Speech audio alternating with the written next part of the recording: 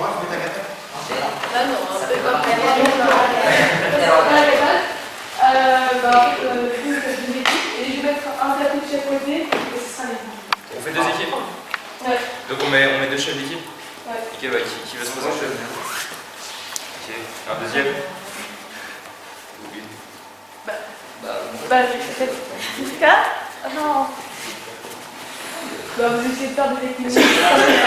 Bah, mais Figa. Non, mais il faut y aller dans chaque équipe. C'est quelle quoi? Ah bah sinon tu... Bah, tout à l'heure il était invité. Oui, mais tu peux les régler. Non mais sinon tu peux nous mettre un règle. Attends, moi je Tu mettais pas ça déjà.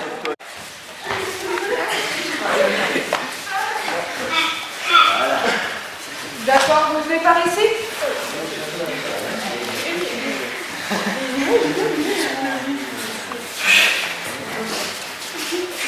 Donc on va modifier un petit peu la matinée. Là, ce matin, on était censé travailler sur le Tolleries Cunan-la-Roque et Tolleries Stade.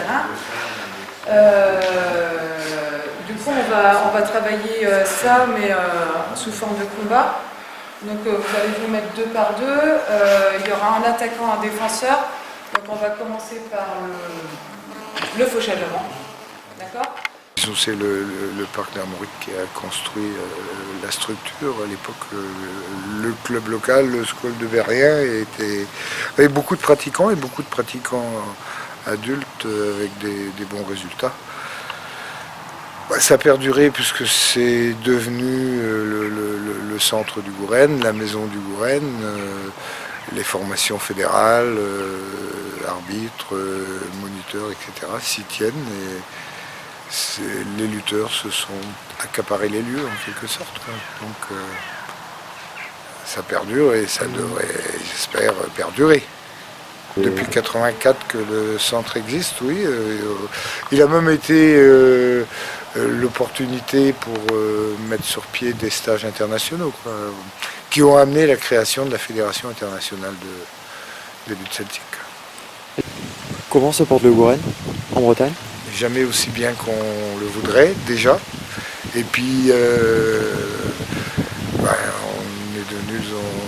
on est sur une époque où il y a beaucoup de concurrence, si on peut dire, où beaucoup de sports, d'activités de proposer, et le Gouren qui ne bénéficie pas d'une image médiatique très importante par rapport à quelques sports, évidemment a du mal peut-être à s'en sortir dans tout cet ensemble. Combien de licenciés dans la globalité, vous savez? Sur la Bretagne, en licenciés pratiquant dans les 1700, quelque chose comme ça. Ce qui n'est pas mal. Énorme. Bon, à côté de ça, on touche entre 15 et 20 000 scolaires chaque année. Sur des cycles, c'est-à-dire ceux qui nous amènent dans les 55-60 000 animations enfants, jeunes dans les écoles. Ouais.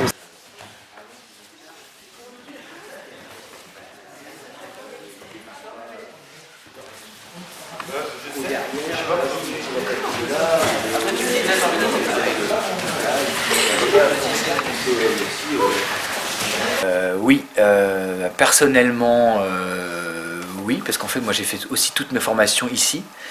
Donc, dans les 20 années qui se sont écoulées, c'est le lieu qui a marqué en fait tous les apprentissages vers le Gouren. Il a été construit pour ça, pour offrir un cadre adapté aux formations des lutteurs et aux formations des moniteurs. Ouais, il est empreint de ce qu'on, il est empreint il est empreint de pédagogie ce lieu. Voilà. Du coup, parce qu'il est très adapté à ce genre de stage. La totalité en fait du stage ici. Donc vous faites de la pratique, la restauration, le logement, tout est adapté ici sur place. Ouais, on est H24 avec les jeunes, quand on est avec les jeunes. Donc effectivement, il y a toute la vie quotidienne qui rentre en ligne de compte aussi dans l'apprentissage. La vie en collectivité demande qu'on soit soucieux un petit peu de ce que l'autre ressent, de ce que l'autre sait bien, sait moins bien. Donc on partage en fait nos connaissances.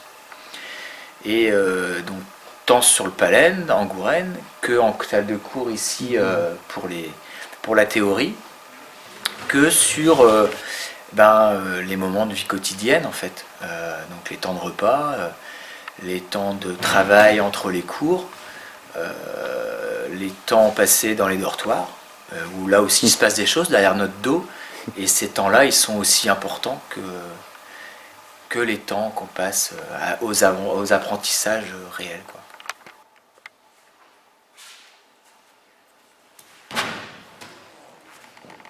Face de moi, peut-être, je suis pas obligé d'aller forcément là. Peut-être que tu as appris comme ça, je sais pas, je me suis posé la question, est-ce que c'est plus facile? Pas sûr. Bon, je sais pas. Par contre,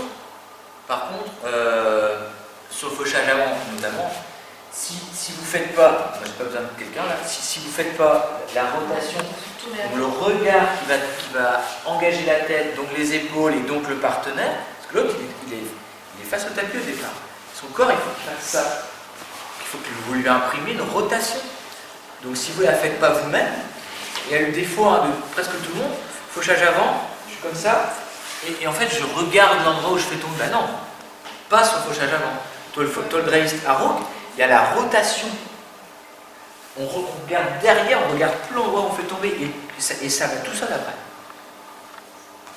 On fait des prises, on fait les variantes, des parades.